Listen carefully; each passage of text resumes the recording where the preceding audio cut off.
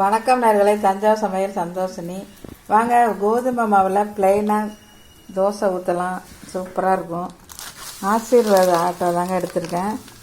நான் இது 1/2 கிலோ தண்ணி ஊற்றி உப்பு போட்டு 1 ஸ்பூன் ஜீனி போட்டு மாவுக்கு தகுந்த மாதிரி போட்டு நல்லா இந்த மாதிரி விஸ்கு வச்சு நல்லா இது கரைச்சிக்கணுங்க. நிறைய இந்த அளவுக்கு நம்ம கரைச்சிக்கணும்.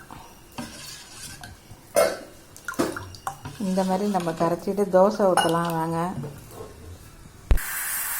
தோசை ஊற்றலாம்.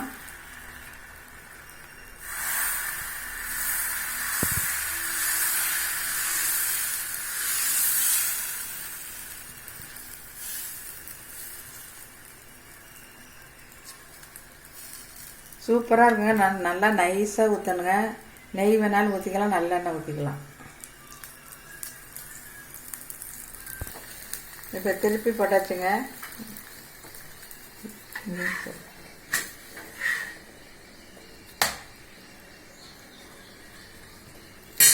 கோதுமை மாவு தோசை ரெடி ஆகிடுச்சு பாருங்கள். தக்காளி சட்னி எது வேணாலும் வச்சு நம்ம சாப்பிட்லாம். வீடியோ பிடிச்சிருந்தா லைக் பண்ணுங்கள், ஷேர் பண்ணுங்கள், சப்ஸ்கிரைப் பண்ணுங்கள். வாழ்க வளமுடன்.